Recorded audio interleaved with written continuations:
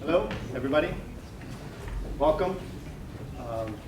We are here to open officially the 35th Annual Political Economy of the World System Conference under the general organizing theme, National Borders in the 21st Century. So I want to welcome everyone that's traveled far and wide here to Stony Brook University. And start my remarks by asking a simple question. So why a conference on national borders? Over the course of the 19th and 20th centuries, the social sciences developed under the premise, often specified explicitly, but with equal effect implicitly, that societies are national societies. They are delineated by national boundaries, which then form independent and analytically distinct units called nation states. Yet ongoing transformations in the ways national boundaries both shape and are shaped by economic, political, and cultural challenges in the 21st century. Challenge 21st century perspectives that continue to see nationally bounded space as the only arena for political activity and social change. Over the course of the next 3 days, this conference will consider new ways of thinking about national borders, the analytical and empirical challenges, as well as the normative and political debates. But I also want to push the conference participants even further to consider our work from a forward-thinking and engaged perspective, thinking about our analysis in a way that our keynote speaker tonight would ask us to. That is, to the extent that we are in the midst of world historical transitions, evolving to a large degree of fundamental rethinking of the place, purpose, and future relevance of national borders. And if civil society, social movements, and the identities and flows of people that we're going to be talking about this conference are part and parcel of these transitions, then what are the historical alternatives available to those seeking fundamental change? What should constitute the strategies for global transformation suggested by the analytical descriptions we present over the next few days? I look forward to our discussions and deliberations and to an exciting exchange of ideas. That Emanuel Wallerstein is providing the keynote address to these proceedings could not be more fitting. He has been asking the important questions about borders, either those drawn by political geography or by academic discipline, as part of a fundamental reconceptualization of what it means to do social science. Emanuel has established a framework for thinking and acting in the world, a mode of analysis in social science speak, within which he is asking us to engage in a fundamental protest. A protest, on the one hand, against the ways in which we thought we knew the world, and a protest, on the other, that reflects the real protest about the profound and deepening inequalities of the world.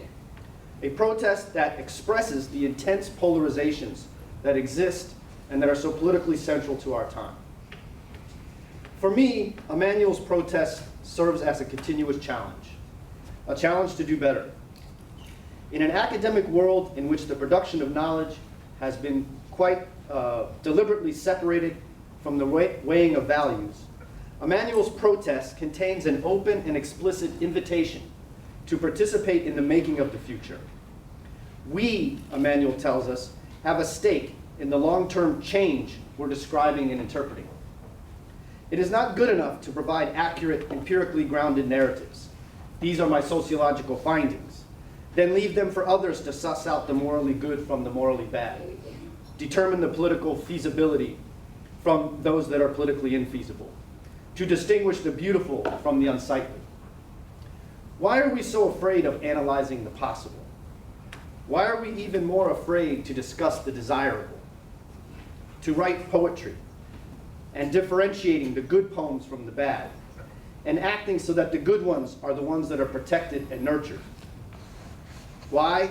Because it's much easier for me to describe my little corner of social reality, put a stamp on it, send it out for publication, and go home. Emanuel wants me to go back to work, to think the past with the purpose of making the future. His challenge is simple, but that does not make it easy. As Emanuel will be the first to tell you, it takes hard work and a lot of love to write a true and beautiful protest poem. It is my deep honor to introduce Professor Wallerstein and bring him for the first time to Stony Brook University. To my university community, may I present to you Emmanuel Wallerstein.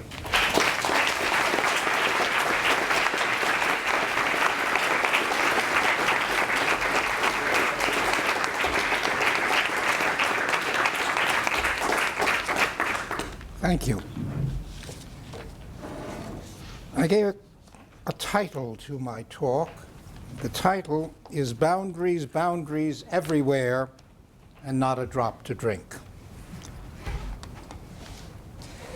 Boundaries are crucial, contested, and fragile. The boundaries of states are one of the defining elements of the interstate system, so central to the operations of the capitalist world economy. Nonetheless, boundary lines have been continually contested, and they are constantly changing. There is virtually no state that has today the boundaries it had at the beginning moments of the modern world system 500 years ago. Indeed, there's virtually no state that has today the boundaries it had a mere 100 years ago. And there are currently a very large number of states whose boundaries are being actively contested. We are dealing with a phenomenon that arouses enormous passions, repeatedly, but not, however, constantly. We are dealing with a phenomenon that claims to be permanent and rooted in both history and culture, but is nonetheless, at the same time, incredibly fragile and changing. The modern world system was originally located in only part of the globe. It has constantly expanded the territory included within it, and as a result, ever since more or less the second half of the 19th century, it has covered the entire globe. To understand the seeming paradoxes of this phenomenon, we should start by looking at the theoretical framework that supposedly governs the operations of the interstate system. There are two officially proclaimed principles about its organizational model. The first principle is that all areas inside the interstate system are defined as being within the boundaries of some state, and of one state only. There is no terra nullius. This, it should be noted, is a principle that is different from those governing prior historical systems, and notably that of the European feudal system, out of whose disintegration the modern world system was born. This formal principle turns out, however, not to be absolute. There are, in fact, two long-standing exceptions to this rule. It has long been accepted that the Antarctic belongs to no state. At least so it has been argued until recently. This first long-standing exception to the rule may be in the process of breaking down. The second, more important exception has to do with the rules governing land versus water areas. The principle is considered absolute in terms of land areas, but it's much more fuzzy in terms of water areas. If the water area is located fully within the established, the claimed boundaries of one state, such as a lake well within its borders, well, it's considered part of that state. But if it falls clearly between the land boundaries of two or more states, the water areas may be divided between the two or more states. But we know, of course, that water areas are often changing their boundaries and their course, especially rivers. So, even if the dividing of a water area has been formally agreed to by the two or more parties in question in a treaty, it may later be contested because of the changing routes of the river. Currently, for example, Nicaragua and Costa Rica are contesting where the line is legally drawn in the river that forms one boundary between them and whose route has indeed changed. When it comes, however, to what are called oceanic areas, it's even more complicated. In theory, those parts located near the boundaries of a state are included in a state's boundaries. But what, however, is an oceanic area is not always clear. And how large an area is near has always been contested. Furthermore, the definition of near has in general been expanding of late. Near used to mean 3 miles, but now it's very often asserted to be at least 12 miles, and more frequently as much as 200 miles. Nevertheless, even so, given the size of the oceans, there still remains an area we call the high seas, and these are supposed to be outside the boundaries of any one state. They are supposed to be mare liberum. Now, the second proclaimed principle is that each state is sovereign. Now, this is supposed to mean that the central authority of the state may operate by its own rules within the state, and no other state may interfere in these operations. And that's why no area can, in theory, belong to 2 or more states. Now, this is, however, a purely theoretical right. In point of fact, all states have to deal with internal resistance to their central authority and make what concessions they must, either de facto or constitutionally. And all states have to deal with outside interference in the internal policies of the state. This has always been true. However, lately, there's been an effort to revise international law in ways that would permit overriding the absolute sovereignty of the states. One such way is to proclaim new principles of legitimate interference, such as R2P, responsibility to protect. Now, debate on this proposed revision of international law has become, in the last half-century, a major issue of public geopolitical struggle. Now, the first question we ought to ask is, why the fuss? That is, why do boundaries matter so much? Why do people care if some particular line is drawn as the extent of the jurisdiction of a particular state? Now, sometimes the argument is about very large amounts of territory, but sometimes the argument is about rather tiny bits of territory. And the passions that surround the various arguments do not seem necessarily to correlate with the size of the territory that's being contested. Now, one obvious explanation is the economic consequences for the states in question of holding on to or acquiring a particular piece of land. If, for example, there's a rich natural resource or a large water source at a particular location, then one can understand that holding on to it or acquiring it promises immediate economic benefits or losses for the 2 states in question. Or it may be that the exercise of sovereign rights by one state may have enormous economic consequences for other states. For example, at the moment there's a public debate about the Mekong River in Southeast Asia. 4 states, Laos, Thailand, Vietnam, and Cambodia, signed a treaty that's supposed to provide for cooperation and consultation about issues affecting the river.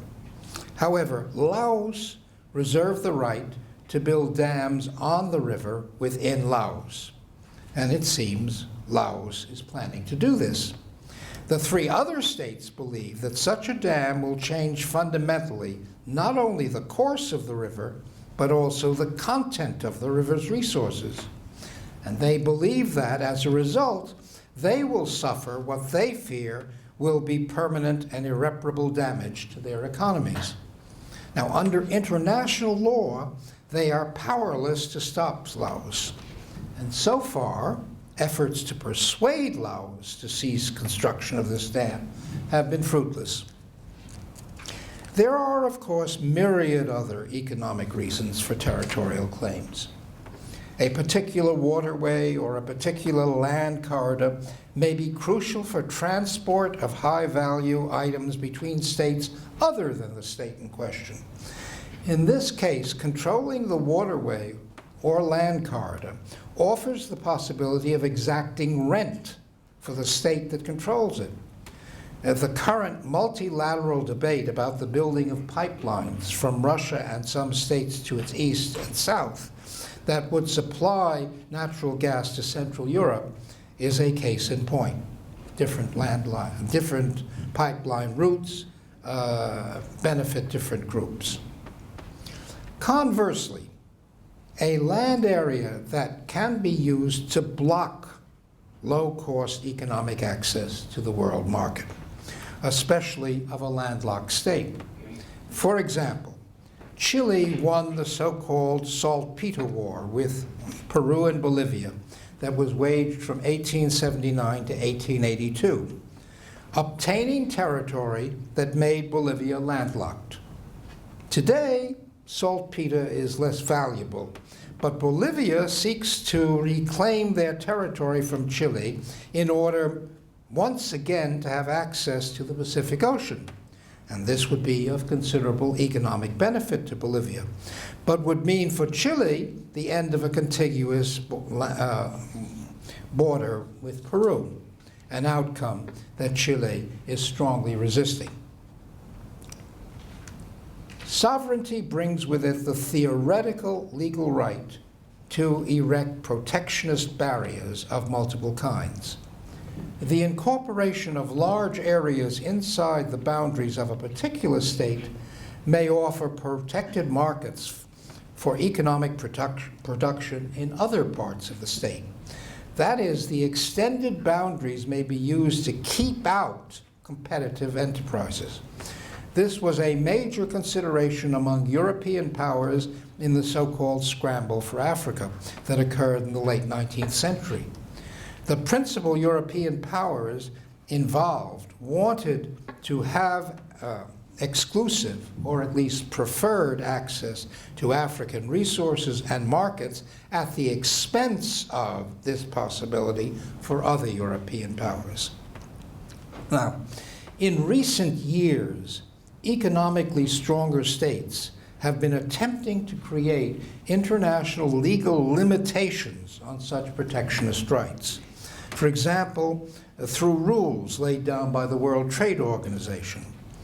Now, to be sure, the attempts to enact such international law to limit sovereignty in this area have not been all that successful.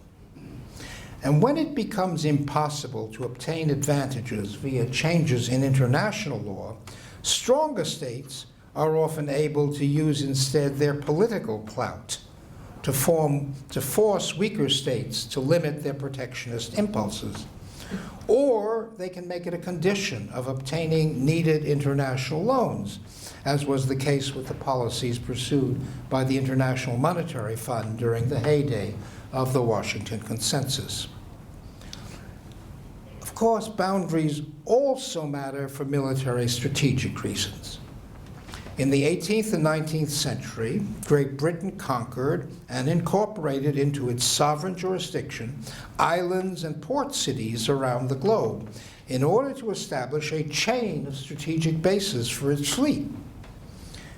Israel has incorporated the Golan Heights, which it conquered from Syria, arguing that Syrian troops using that location overlooking Israeli valleys gave a hostile Syria a military advantage that Israel wished to deny it.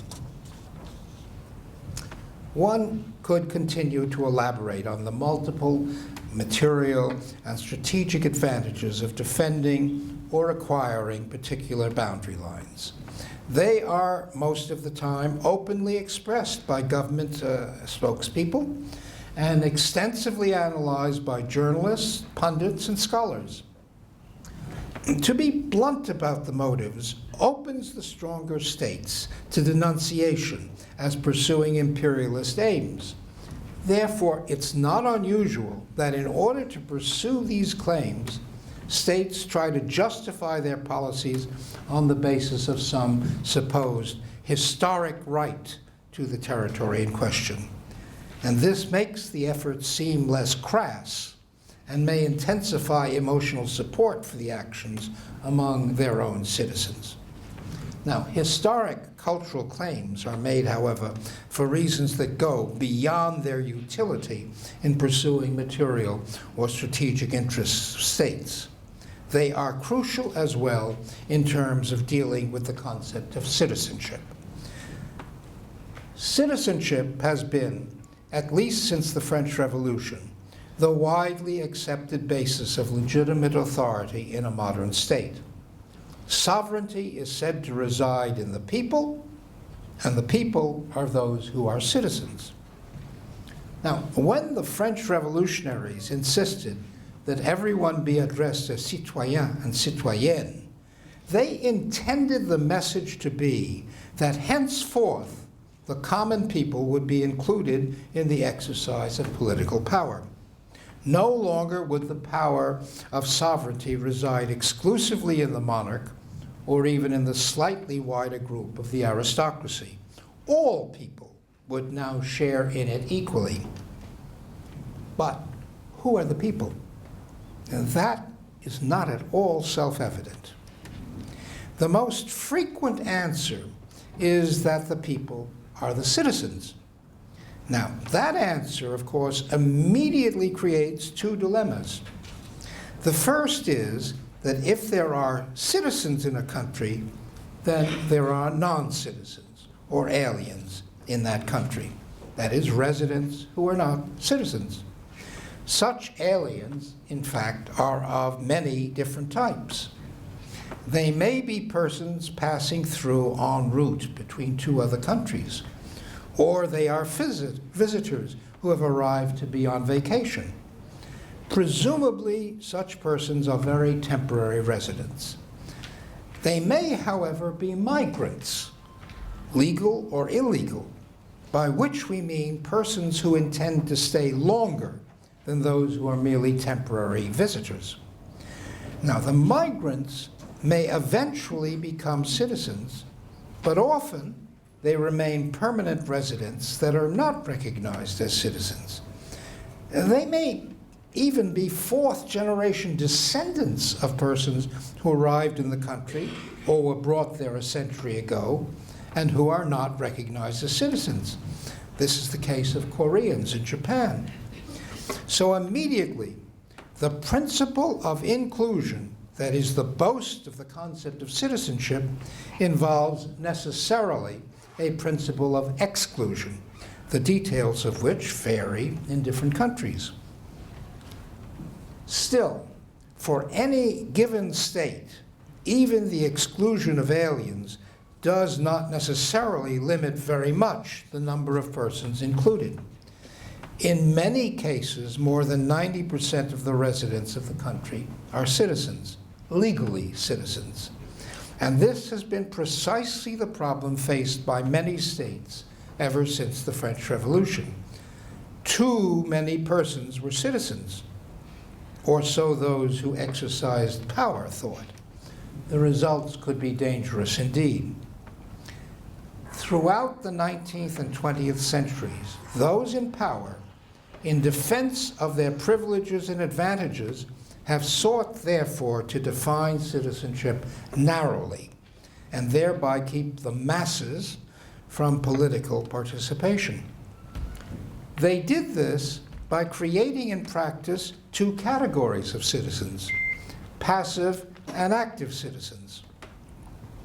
While all citizens might be entitled to so-called natural and civil rights, only some citizens were said to be entitled to political rights. And the argument was that only those with something called capacity should be allowed to vote and to exercise other political rights. Now, using this criterion, states, at least at first, usually excluded women, those too young, those without property, and those from various kinds of so-called minority groups. Now, the binary distinctions that underlay such exclusions are ancient realities. What was different after the French Revolution was that now all citizens were proclaimed to be equal. And this led to a search to find a theoretical basis to limit the practical effects of the proclaimed equality of all citizens. And the reason is obvious. When one did not proclaim the equality of all, one did not have to justify the legal distinction between those of different rank, generically between noble and commoner. But when equality becomes the official norm, then one had to find some new basis for exclusion from political rights. And the new excuse that was utilized was the concept of capacity. It was said that not all persons had the capacity to participate in political decisions. Now, capacity, of course, is in the eye of the beholder. It's a marvelously vague idea. But it had one virtue. The lack of capacity could be presented as something temporary. One could use the educational system to teach those with little capacity what they needed to know in order to exercise political rights. And this was a theme put forward with particular assiduity by the centrist liberals who dominated the world ideological scene, at least until the World Revolution of 1968. The centrist liberals asserted that those who one day achieved capacity would be promoted and become citizens with full political rights. Since, however, such promotion was politically almost impossible to reverse, the liberals thought it had to be handled with great care. It had to be done very gradually. The process turned out to be far too gradual for those who were deprived of political rights because of their lack of capacity. In practice, those who were deprived of rights organized social movements, which over time eventually obtained the extension of political rights for those left out.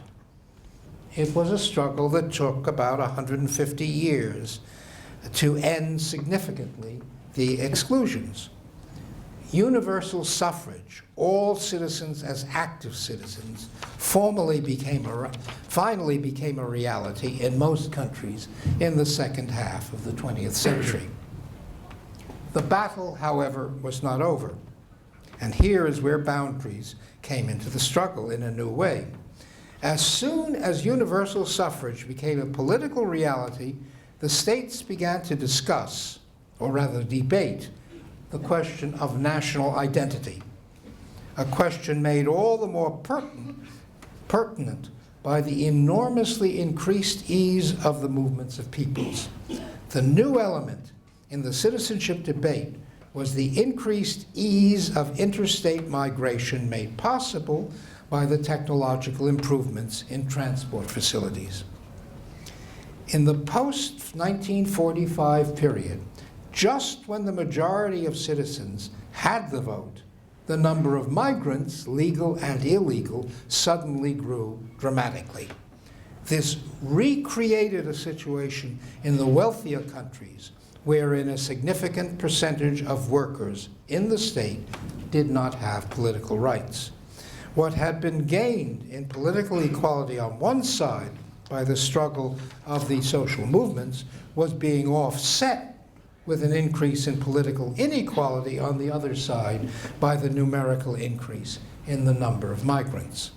The world was returning to the de facto situation of political inequality amidst a system preaching political equality that had prevailed in the first half of the 19th century.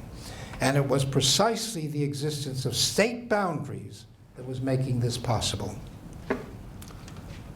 In the period 1945 to circa 1970, a period of enormous world economic expansion, there was a shortage of all kinds of labor in the wealthier areas of the world economy. And during this period, the states favored both legal and illegal migration in order to obtain the workforce they felt they needed. However, once there began a worldwide economic stagnation after circa 1970, unemployment grew significantly in these same wealthier states. One immediate political consequence was the steady growth of populist anti-immigrant movements. These movements argued that the migrants were the basic cause of the high unemployment rates. Well, I shall not discuss here the economic validity of such claims, but rather their political consequences.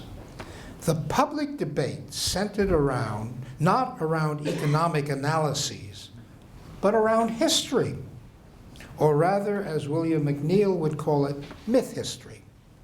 The debate was over who had the historical moral right to be citizens of a particular state. Now, there are always multiple different kinds of myths that circulate in particular countries, and they are not necessarily consistent with each other. First such myth is the myth of longevity. Some group defined in some particularistic way, such as ethnicity, religion, or language, is said to have been in the country longer, usually much longer, than some other group who are asserted to have entered the country as migrants. Now, we know, of course, that hominids originated in Africa somewhere a reasonably long time ago and migrated out of Africa at some point, exactly when is still under scholarly debate, to other geographic locales. It follows that, except possibly in a few parts of Africa, all groups everywhere have migrated to where they are located now. As a consequence, no state can trace its actual existence as an entity back in time indefinitely. Now, where we start the counting is, in a very meaningful sense, arbitrary. When did France begin to exist? When, even more difficult, when did Germany begin to exist? When even did such longer existing names as China and Egypt begin to exist? And then we can throw in the even thornier issue of the so-called settler states, such as the United States, Australia, and Peru. Now, these are states in which the currently dominant ethnic group encountered a different population on first arrival, who these days sometimes label themselves First Nations, to underline the issue of who indeed are the migrants. Longevity is therefore a claim by some group against some other group. It's a claim often difficult to argue persuasively in scholarly circles. For example, in the days when South Africa was governed by the Nationalist Party, those who advanced the claim to political rights by the African populations asserted that the so-called Afrikaners of European extraction whose major political expression was the Nationalist Party, had appropriated the land from the African populations, whose collective ethnic identity was that of Bantu peoples. Now, the Afrikaner riposte was to argue that the Bantu populations in fact entered the area that is today South Africa no earlier than, possibly later than, the Afrikaners. Of course, neither argument discussed centrally the fact that there were also Khoisan peoples who unquestionably were there before either Afrikaners or Bantus. When longevity wears thin as a justification, one possibility is to turn to the argument of divine legacy. If longevity is a difficult case to make in a scholarly fashion, divine legacy is impossible to submit to scholarly analysis. The very same Afrikaners use this argument as well, offering as evidence nothing but their own sense of self. So did the Pilgrim Fathers in the United States. Jews in Israel at least produce a document, the Old Testament, which they claim justifies their present location and prospective expansion. Russian expansionists offered their role as the Third Rome. Hindu irredentists in India offer the presumed evidence of temples and the writings in various sagas. And only slightly more secular arguments can be found among those who pursue rights asserted by some groups in Turkey, Hungary, and China. The text-derived myth from the next derived myth from longevity and divine right is that of purity of blood. It works doubly. On the one hand, it can be claimed that the dominant group has a pure bloodline which can distinguish it from other groups who are therefore the migrants. But even worse, it can be claimed that the purity has been damaged by intergroup intercourse at some point, either past or present, and this blood admixture diminishes the vigor and survivability of the dominant ethnic group. Purification by expulsion or death may then become a theme pursued by those in power. The campaigns in Spain by the Inquisition, beginning in the 16th century, are a notorious example of this. But purification remains to this day an underlying theme of anti-immigrant political mobilization. These days, the advances in genetic analyses enable us to submit arguments about purity of blood to some kind of more scholarly analysis. And the results thus far have been very surprising and unsettling to arguments about purity of blood. But this does not necessarily reduce the passion with which groups pursue the argument from purity of blood. Well, then there's another kind of historical argument, the most curious of all, because one utilizing the shortest possible historical length. It's the argument from de facto current reality. There is an argument about correct historical boundaries, and one group says we actually control a certain set of boundaries. To upset these boundaries is to create disorder. Of course, the question then becomes, how long have you controlled it? If one traces control back not 25 but 50 years, not 50 but 100 years, one comes up with a different set of boundaries. Everyone will recognize here this debate concerning acceptable boundaries between Israel and Palestine. But it's also a debate that encompasses all of East Central Europe today. One long-standing difference between countries is the route via which one becomes a citizen at all. The initial question is what happens when one is born. And the two contrasting modes are called jus soli and jus sanguinis, that is, as a result of physical location at the time of birth, that's jus soli, or as the result of descent from citizens, which is jus sanguinis. Now, the countries that have favored jus soli have been those to which there's been significant European migration during the history of the modern world system. This includes most of the countries in the Americas, plus those that were British dominions. Most of the rest of the world tended to favor jus sanguinis. Of course, the question is much more complicated in practice. Jus soli can, and now often is, amended to require something additional to birthplace to confirm citizenship, such as a formal request for this status at the age of 18 or 21.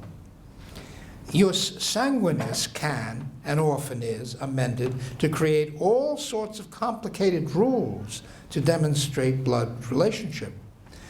Most countries have, in addition, some method of becoming a naturalized citizen. usually via lengthy residence and demonstration of certain competencies, such as language skills, in countries of which one is not otherwise a citizen. Some countries permit multiple citizenships, and others specifically expressly forbid it. Well, if citizenship is based on jus soli, one has to decide what is national soil, which turns out to be a question fraught with complications. The current phony debate in the United States about Obama's birthplace has hidden the real complications of what defines a birthplace. For example, 2 unsuccessful former Republican candidates for president may not, in fact, fulfill the constitutional requirement of being natural-born persons. John McCain was born in the Canal Zone, which was not technically American territory. And Barry Goldwater was born in Arizona while it was still a territory and not a state, and some constitutional experts think that makes a difference. If citizenship is based on jus sanguinis, there are also immense complications. For example, Israel has long-standing debates about whether certain persons coming from Russia and others coming from Ethiopia are in fact Jews as defined by the religious authorities, and therefore fulfill the requirements of jus sanguinis. The purpose of jus soli is often said to be to encourage migration, in that the migrant's children born in the country to which he or she has migrated obtain automatic citizenship. However, jus sanguinis actually also encourages migration. It's been a major way of facilitating certain kinds of migrants, for example, into Israel since it became a state, into Germany after the collapse of the erstwhile socialist bloc in East Central Europe. The constant debates about the laws governing the designation as citizens at the time of birth or the acquisition of citizenship at points later in life revolve essentially around the class struggle.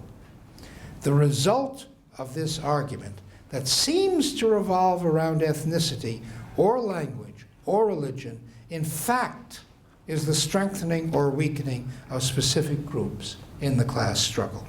It is regularly observed, and by and large correctly, that an increase in the level of unemployment in any country tends to lead to an increase in anti-immigrant sentiment.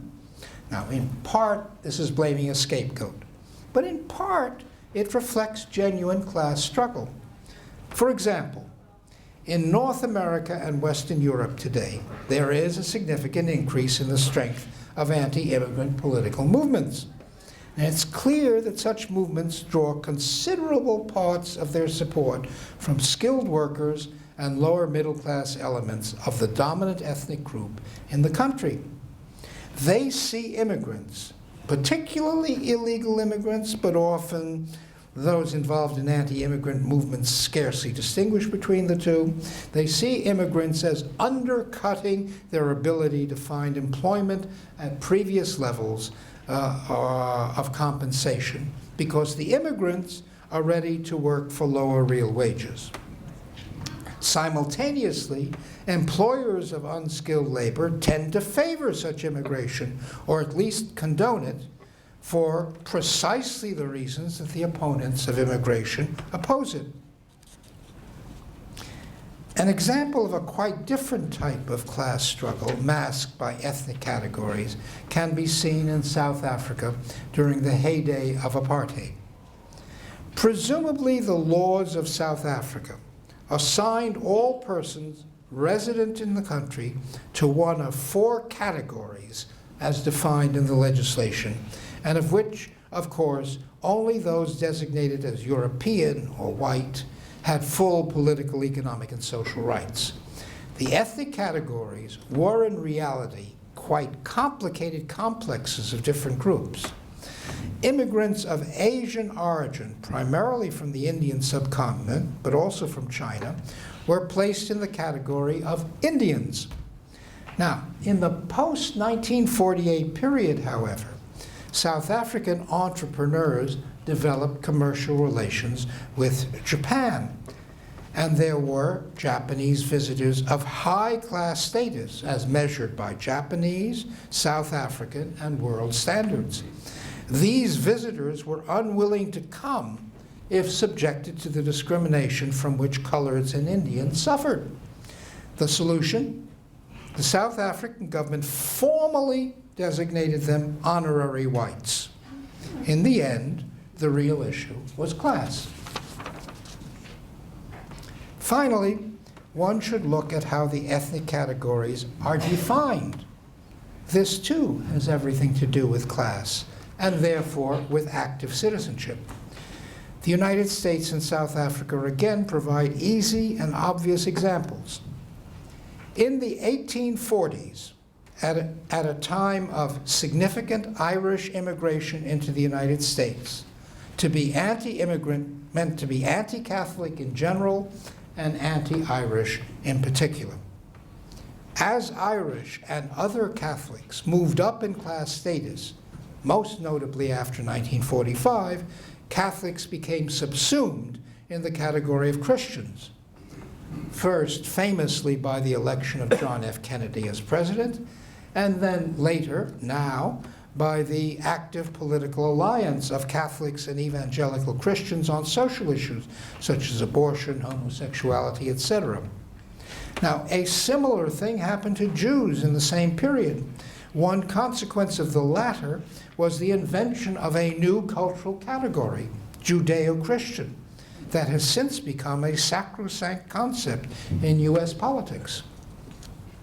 Note that a similar game was played in South Africa.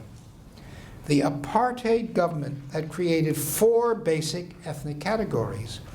These categories had, in fact, some correlation with class status. At one end were the whites, and at the other, the so-called Bantus or Africans, and in between were the coloreds and the Indians, who were less likely to be found in the most unskilled occupations. Although the principal anti-systemic movement, the African National Congress, had organized a political coalition of itself, the party, with other organizations growing out of the distinct categories with names as Colored People's Organization, Indian Congress, and there was even one for the whites. Somewhere in the late 1960s, the ANC started to group Bantus, coloreds, and Indians as non-whites and speak of so-called coloreds. Now, a rival political movement, the Pan-Africanist Congress, seemed to prefer a grouping of Africans and non-Africans, implicitly excluding coloreds and Indians. The way you cut the pie is in the end arbitrary, in the abstract, but reflects different kinds of class interests in the particular.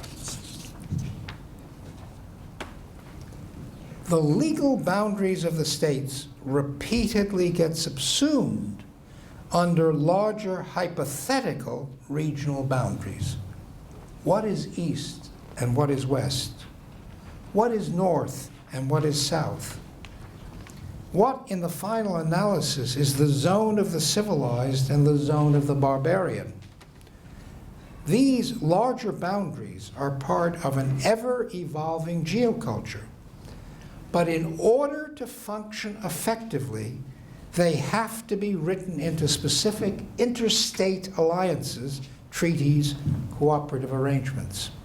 Take East-West. This is a category that goes at least as far back as the struggles between the Greeks and the Persians.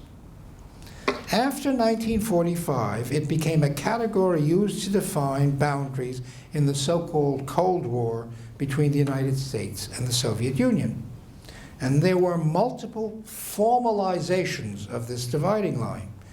The Marshall Plan, open to only some countries, NATO and the Warsaw Pact, the OECD, the European Union. Now, with the collapse of the Soviet Union, the concept of the West evolved to include some, but not all, the countries that had previously been in the East. And then there were some important anomalies. Turkey was a member of NATO, but there is enormous resistance to Turkey's inclusion in the European Union, and so on. Now take North-South.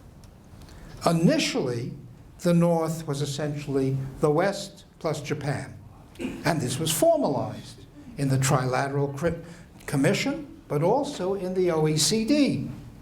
Then, however, the OECD was broadened to include Mexico and South Korea, and then others.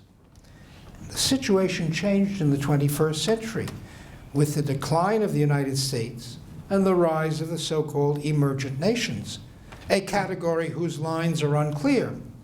The first institutionalization has been the BRIC countries, which then expanded to be the BRICS: Brazil, Russia, India, China, and later South Africa.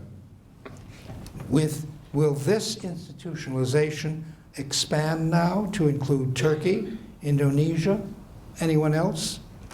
And in 2030 or 2050, who will be the civilized nations and who the barbarians? And what will be its formal boundaries? Boundaries are crucial, contested, and fragile. But as long as the modern world system continues to exist as a historical system, state boundaries matter. They can never be ignored. They are a central part of the fiber of all political, economic, and sociocultural interaction. But on the other hand, their meaning for real life is enormously complicated, since precisely they are contested and fragile. And fragile as is the real world of boundaries, even more unreliable are the conceptual categories with which we approach their understanding. And perhaps least reliable are the historical accounts we give of past reality. So we have to dig deep, intelligently and carefully, or there's not a drop to drink.